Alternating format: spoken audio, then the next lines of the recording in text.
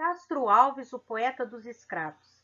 Assim como de outros românticos, a vida de Castro Alves poderia ter saído das páginas de um folhetim, sobretudo por sua morte precoce, aos 24 anos de idade.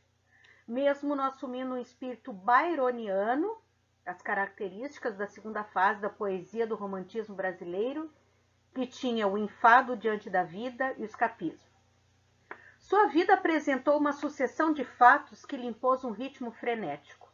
Mãe morta precocemente, irmão suicida, envolvimento com a intelectualidade e com os ideais libertários, republicanos e abolicionista, boemia, arte, mulheres, amizade com grandes nomes da literatura como Machado de Assis, José de Alencar, Rui Barbosa, Joaquim Nabuco e Afonso Pena.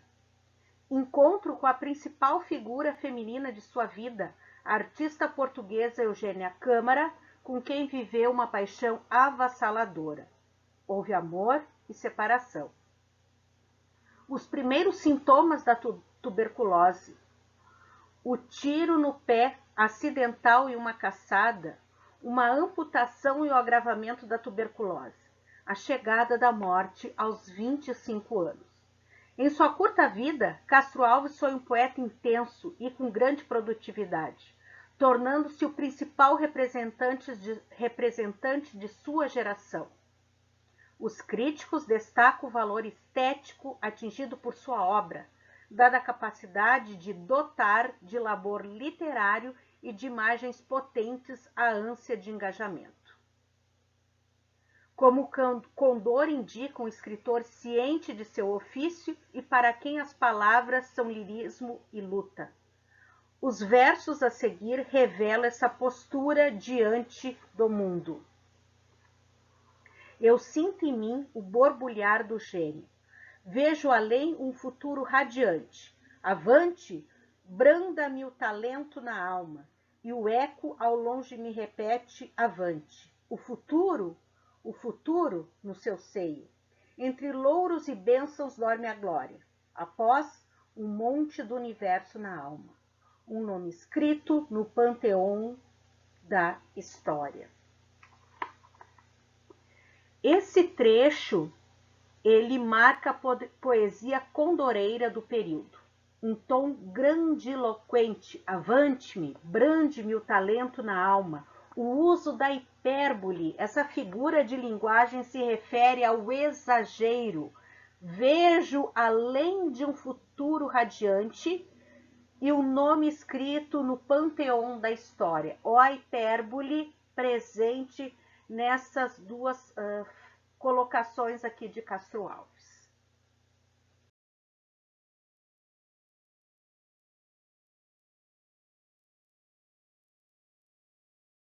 O principal representante da terceira geração da poesia romântica no Brasil chamava-se Antônio Frederico de Castro Alves, era baiano e nasceu em 1847.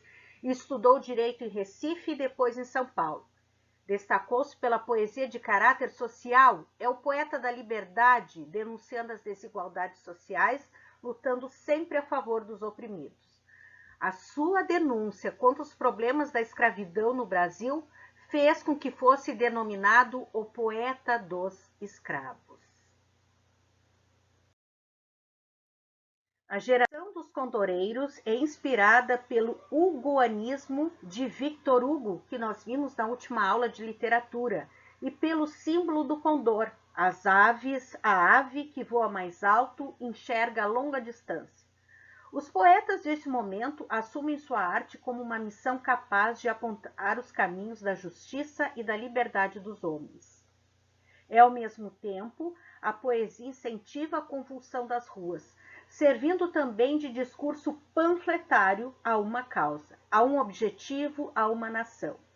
A marca é, pois, de uma literatura engajada, interessada pelos problemas sociais, pelos dilemas das ruas, do povo e do país. Ilustra um pouco desta literatura engajada um pequeno fragmento do poema O Vidente.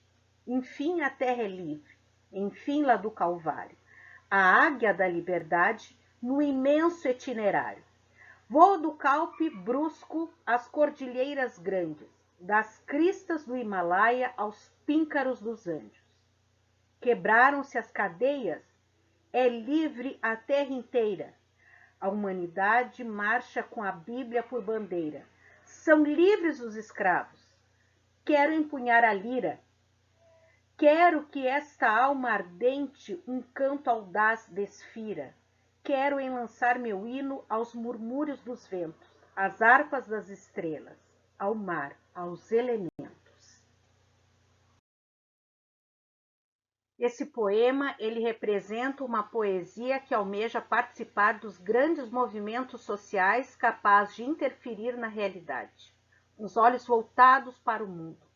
Cessa aqui a evasão, nada da fuga da realidade dos ultra-românticos da segunda fase da poesia no romantismo brasileiro. Aqui assume o lugar as palavras que querem atingir o leitor, convocando-o a olhar para os problemas de sua terra e a ansiar por mudanças.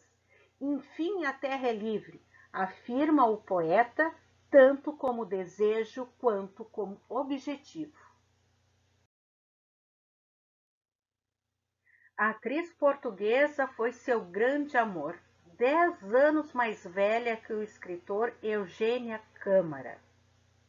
Para Castro Alves era além de bonita, uma mulher experiente e possuidora de uma mentalidade muito aberta. E para esta atriz portuguesa, representar a fonte de paixão de um jovem poeta de 16 anos, charmoso, que ele era um homem muito bonito e genial, ela adorava. Inspirado em Eugênia Câmara, ele escreveu Meu Segredo. Mas que louco sonhar, ó minha amante, que nunca nos meus braços desmaiaste, que nem sequer de amor uma palavra, dos meus lábios em fogo ainda escutaste. Perdoa este sonhar vertiginoso, foi um sonho do peito deliroso. Recorda-te do pobre que em silêncio de ti fez o seu anjo de poesia. Que tresnoitas cismando em tuas graças, sagra ao menos uma hora em tua vida, ao pobre que sagrou-te a vida inteira, que em teus olhos febril e delirante, bebeu de amor a inspiração primeira, mas que deu o desengano teve medo. E guardou dentro da alma o seu segredo. Aqui a gente consegue analisar que a poesia lírica romântica de Castro Alves, diferente da poesia dos ultrarromânticos, ela é concretizada. O amor é concebido. O que a crítica literária ela faz algumas comparações. Na aula de hoje eu vou dar um exemplo com Gonçalves Dias. Do mesmo modo que Gonçalves Dias, lá na primeira fase da poesia no romantismo brasileiro, o poeta que escreveu Canção do Exílio, tem como principal temática indianista, já Castro Alves explora a questão do negro e da escravidão, e por extensão os oprimidos com forte senso de justiça. Representa o acaso dos ideais românticos por meio de questões fundamentais do mundo social. Tem ausência de pieguismo e desligamento do subjetivismo, que é aquela característica que vem da segunda geração da poesia no romantismo brasileiro. Ele traz inovações de forma e de conteúdo. A linguagem poética de Castro Alves prenuncia a perspectiva crítica e a objetividade do realismo, movimento literário da década seguinte. Apesar disso, é uma linguagem essencialmente romântica, porque afinada com o projeto liberal do romantismo brasileiro e bastante carregada emocionalmente, beirando os limites da paixão. Castro Alves, como forma de defender os seus ideais liberais, a sua poesia ela é grandiosa, com gosto acentuado pelas hipérboles e por espaços amplos como o mar, o céu, o infinito, o deserto. Nela, tudo supera a atitude bem comportada e superficial de Casimiro de Abreu, poeta da segunda fase da poesia no romantismo brasileiro, e já os condoreiros da terceira geração busca o voo alto ou o mergulho profundo.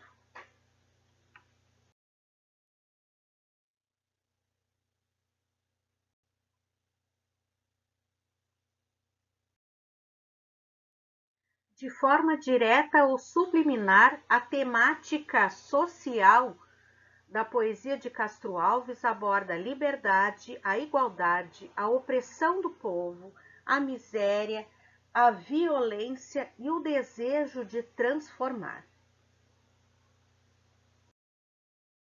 Um dos mais conhecidos e famosos poemas de Castro Alves é Navio Negreiro. Geralmente, esse poema é cobrado no vestibular.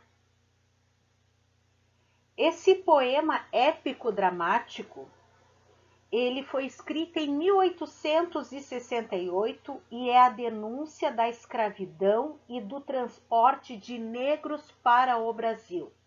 Nessa ocasião, embora já havia 18 anos que vigorava no país a Lei Eusébio de Queiroz, que proibia o tráfico de escravos, a escravidão ainda persistia no nosso país.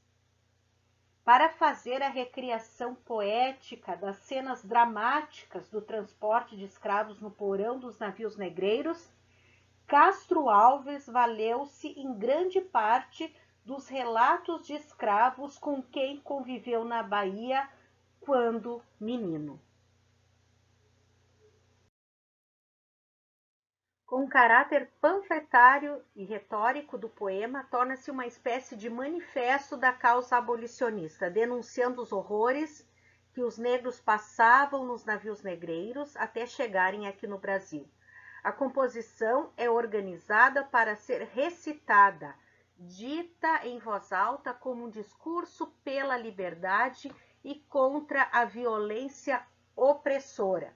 O navio negreiro ele possui 6 partes. Mais informações sobre este poema Navio Negreiro nas páginas 16 e 17 do livro de vocês. A primeira parte, inclusive, é composta de 11 quartetos de decassílabos com rima A, B, C, B. Mais informações no livro de vocês. Leiam, que é bem importante. Uma das passagens mais famosas do poema Navio Negreiro é a passagem 4, e ela representa bem o sofrimento dos escravos a bordo desse tipo de embarcação, das péssimas condições de vida nas instalações das embarcações, mas também da crueldade dos seus algozes. Revela-se um mundo em desarmonia, em conflito, marcado por lutas, o homem contra a opressão, a força do opressor sobre o oprimido. Eu vou ler um trecho para vocês. Era um sonho dantesco, o tombadilho, que das luzernas avermelha o brilho, em sangue a se banhar, tinir de ferros, estalar de açoito, legiões de homens negros como a noite, horrendos a dançar. Negras mulheres suspendendo as tetas, magras crianças cujas bocas pretas rega o sangue das mães. Outras moças, mas nuas e espantadas, no turbilhão de espectros arrastadas, em ânsia e mágoa vãs. E ri-se a orquestra, irônica, estridente, e da ronda fantástica a serpente, faz doudas espirais. Se o velho arqueja, se no chão resvala, ouve-se gritos, o chicote estala e voa mais e mais. Presa nos elos de uma cadeia, a multidão faminta cambaleia, e chora e dança ali. Um de raiva delira, outro enlouquece, outro que de martírios embrutece, cantando, geme e rir.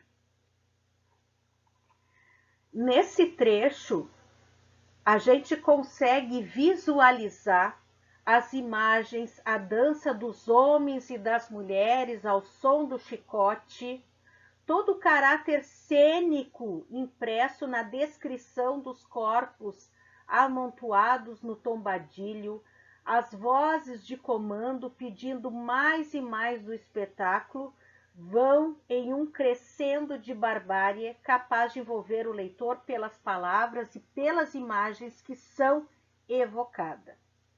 Por isso que toda a composição de Navio Negreiro, ela é sim feita para ser recitada, dita em voz alta como um discurso.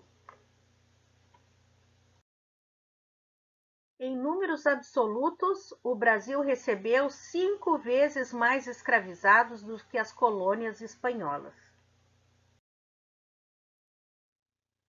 Por dentro de um navio negreiro, essa é uma imagem, e todas ali com os números informando as coisas que aconteciam, os eventos, os acontecimentos dentro de um navio negreiro, as revoltas, o tratamento, a alimentação, a higiene.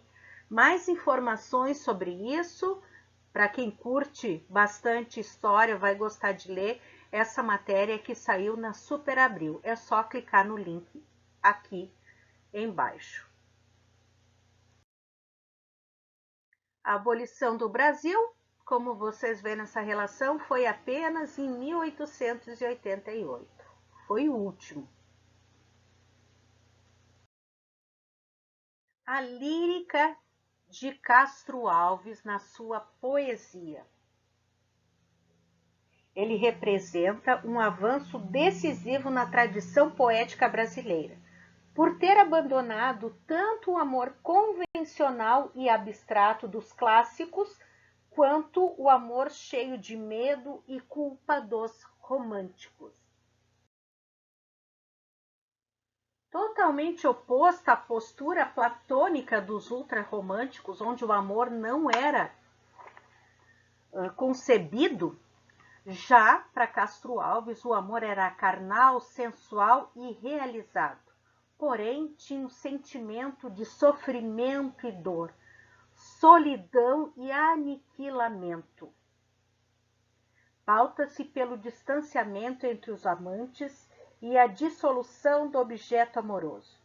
Aproxima-se, portanto, da experiência adulta, possivelmente com referências autobiográficas, porque ele viveu, sim, uma grande paixão por Eugênia Câmara, atriz com quem Castro Alves viveu entre 1866 e 1868.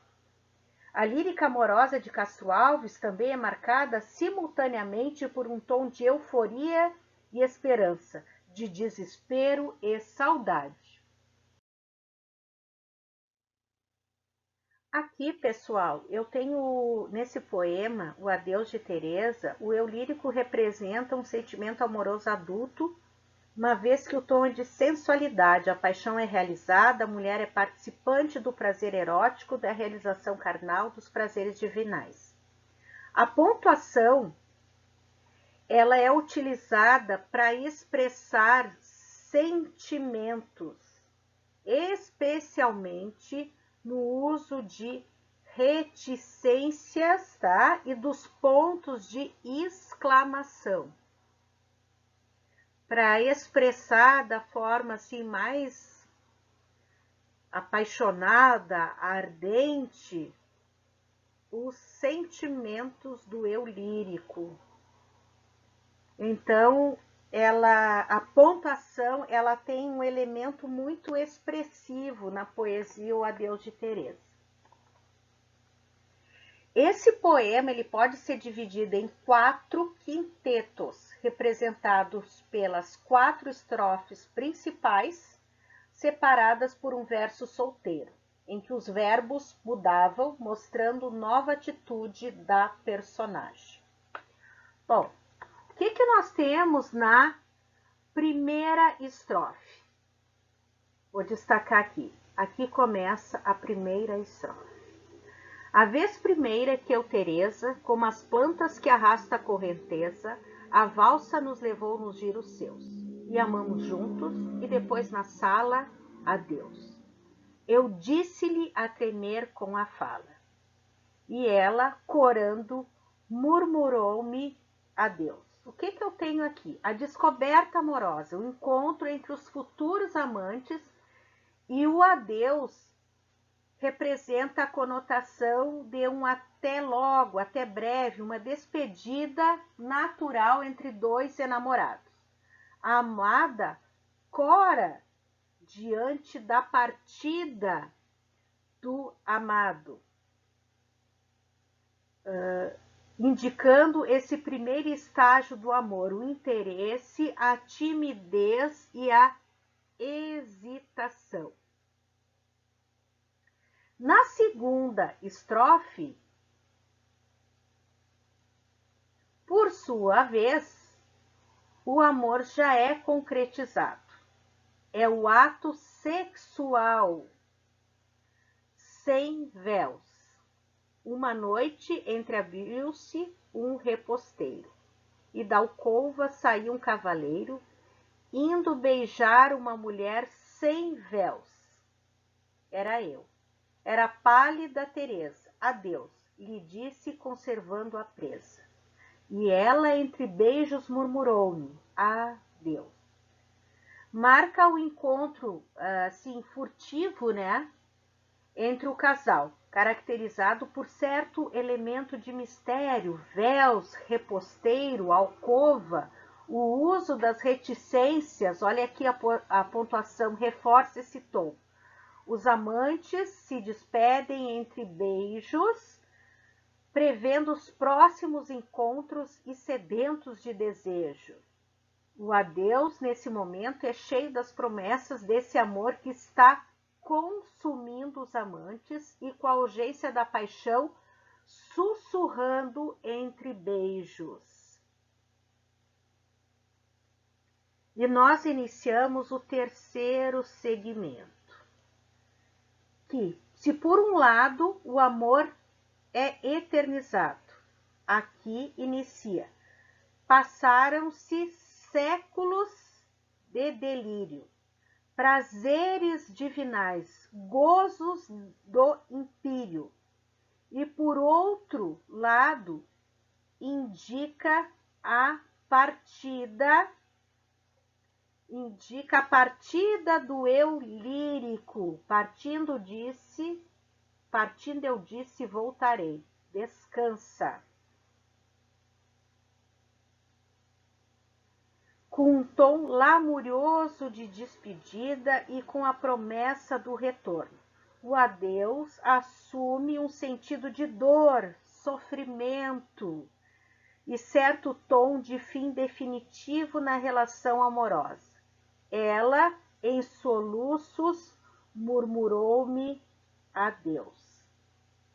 Então, a poesia lírica romântica de Castro Alves, ela tem essa questão da paixão, do sofrimento e da separação, que é algo muito autobiográfico de Castro Alves, por ele ter vivido esta paixão que lhe consumiu tantos anos, né? Apaixonado pela atriz portuguesa, e que teve um momento que eles se separaram. E por fim, no último segmento, que aqui inicia, quando voltei era o palácio em festa. E a voz dela e de um homem lá na orquestra preenchiu de amor o azul dos céus. Olhem aqui a presença dos elementos da de céu, de mar, como eu havia destacado como uma das temáticas de Castro Alves. Entrei, ela me olhou branca, surpresa. Foi a última vez que eu vi Teresa. E ela, arquejando, murmurou-me adeus. Olha, a despedida, a separação. Só que nesse último, o eu poético, ele surpreende o leitor. Porque a amada se revela aquela que dá o adeus ao amado. Definitivo, pois ela já se encontra com outro homem. O adeus final revela a frustração do eu lírico e apaixonado e o fim dessa relação amorosa definitiva. Então, nesse último trecho, o eu lírico, que tem o comando da relação amorosa e que determina o seu término, é a voz feminina. Apenas responde ao eu lírico. No entanto, na última estrofe, o pronome ela é usado com letra maiúscula. Aqui, ó, pessoal. Com letra maiúscula. Sugerindo o destaque da mulher entre todos do baile e justificando que nesse momento ela passa de dominador, ele passa de dominador a dominado, pois ela, a sua amada, está com outro. Então, aqui eu tenho a mulher nesse comando da relação amorosa, porque é ela que dá o fim definitivo.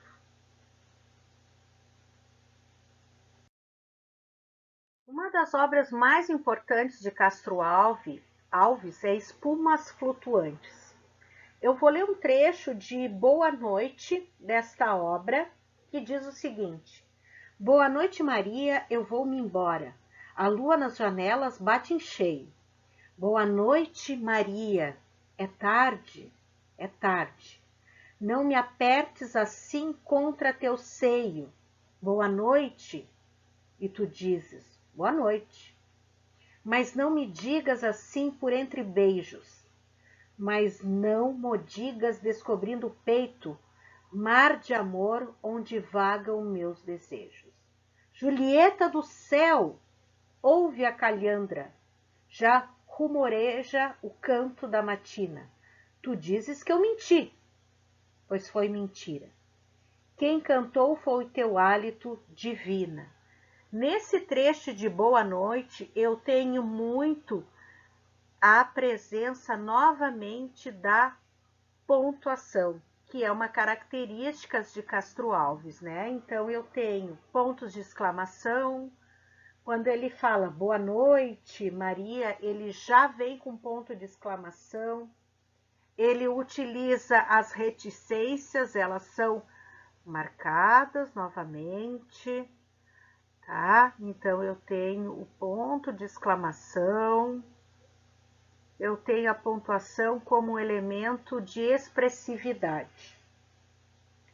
Neste trecho de Boa Noite, em vez de virgem pálida, a mulher de boa parte dos poemas de Castro Alves é um ser corporificado e, mais que isso, participa ativamente do envolvimento amoroso. E o amor é uma experiência viável, concreta, capaz de trazer tanto a felicidade e o prazer como a dor. Portanto, o conteúdo de sua lírica é uma espécie de superação da fase adolescente do amor e o início de uma fase adulta, mais natural, que aponta para uma objetividade maior, prenunciando o realismo, que é a próxima escola literária que vem depois do romantismo no Brasil. Gurizada, a seguinte, vocês vão escutar a música O Navio Negreiro, que ela é cantada pelo Caetano Veloso em estilo rap junto com a Maria Bethânia. Depois de escutar essa música, vocês vão fazer um texto reflexivo de até 15 linhas, digitado e com capa, em que você vai abordar as impressões dessa música e o que ela traz de atualidade. Vocês têm até o dia 14 de maio para postar essa atividade na Iônica. Pode ser uma foto da atividade, certo? Então, na foto, vocês podem colocar somente o texto de até 15 linhas, certo? Com o nome de vocês e turma. Ok, gurizada? Dúvidas? Me perguntem via plataforma Iônica. O poeta mais importante desta terceira geração, chamada também de Condoreira, foi Castro Alves, tá? Mas teve outros condores também.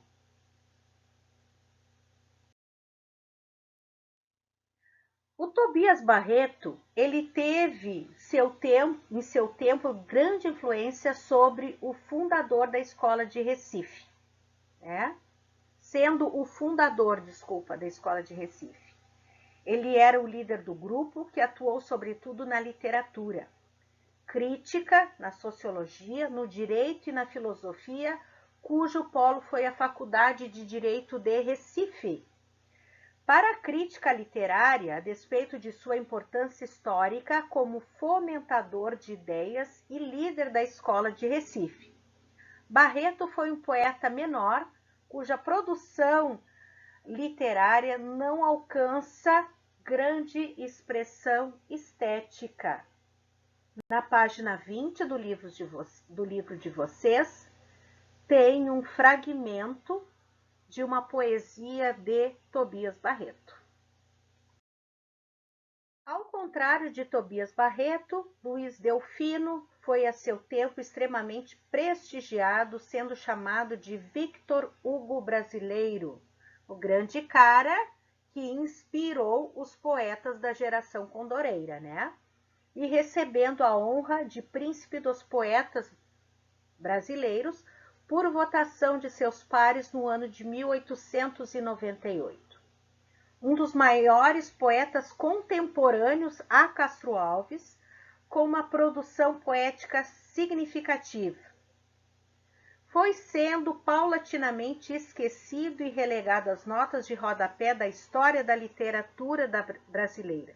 Um dos motivos considerados para esse esquecimento se acredita ao fato de que não teve nenhum de seus livros publicados em vida, o que criou um vácuo na recepção de sua obra. Ele praticou, do ponto de vista temático, o que permeou os temas da sua poesia? A poesia social, tanto que ele pertence a esta terceira geração, lírico-amorosa e de cunho filosófico. Dada sua extensa obra, a depender do período em que foi produzida, apresenta marcas fortes tanto do romantismo quanto do parnasianismo e do simbolismo, estéticas posteriores à terceira geração romântica. Ele teve uma grande influência hugoana, por isso que inclusive foi chamado de Victor Hugo brasileiro, tá? Ele traz uma reflexão, ele traz questionamentos, dúvidas e incertezas sobre a existência na sua poesia, indicando uma perspectiva filosófica de enfrentamento do mundo e de seus dilemas. Também está presente em parte da produção poética do autor. Mais informações sobre este poeta nas páginas 20 e 21 do livro de vocês. Joaquim de Souza Andrade, ele ficou por décadas esquecido, relegado a notas de rodapé até meados da década de 1960, quando foi resgatada pela crítica literária em leituras e estudos de sua obra feito pelos poetas concretistas Augusto e Haroldo de Campos. A poesia concreta vocês vão estudar na terceira série do ensino médio, onde estudarão esses poetas do concretismo. Bom, o que marcou nesse poeta foi a obra O Geza Errante. Foi considerada por desses concretistas que descobriram a obra dele inovadora, original e instigante no contexto do romantismo e precursora das chamadas vanguardas que iniciam no início do século XX. As vanguardas começam aqui no Brasil no início do século XX, inspiradas nas vanguardas europeias, que culminam depois com a Semana da Arte Moderna em 1922. Então, é algo que acontece bem depois dessa fase da poesia no romantismo brasileiro. Mas esses poetas concretistas, eles enxergaram essas características das vanguardas. Bom, o que mais que eu posso destacar? Ele tinha um caráter inovador, inclusive explica para seus analistas o ostracismo da obra, marcada por neologismos, preciosismos linguísticos, uso de palavras indígenas, uso de palavras em inglês e reformulações da língua portuguesa. Linguagem cifrada, quebra de métrica e da sintaxe, caracterizando-se por um forte hermetismo. Esta obra, é um longo poema narrativo que critica a degradação dos povos indígenas da Amazônia. Narra a fuga para os Estados Unidos de um adolescente prometido em sacrifício aos deuses indígenas. Então, esse jovem passa a viver nas ruas de Nova York, onde seria imolado não aos deuses indígenas, mas pelos especuladores capitalistas.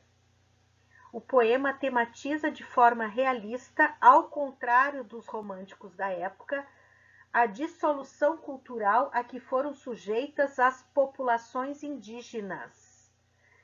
Aqui, quando fala ao contrário dos românticos da época, eu estou me referindo àquela primeira fase da poesia no romantismo brasileiro, a indianista, onde o índio era visto como um herói épico, cheio de virtudes. Mas aqui não. Nesta obra, ele retrata de fato o que aconteceu com as populações indígenas, que elas foram sujeitas, E nesse sentido, antecipa preocupações antropológicas e ecológicas atuais. Como exemplo deste canto 2. Dos virgens seios desta natureza, antes de haver coberto da nudeza, o cinto e o coração foi destruído. Olha que interessante, realmente ela traz preocupações antropológicas e ecológicas bem atuais. E nem pelos combates tão feridos, tão sanguinárias, bárbaras usanças. Por esta religião, falsa de esperanças, nos apóstolos seus falsos mentidos.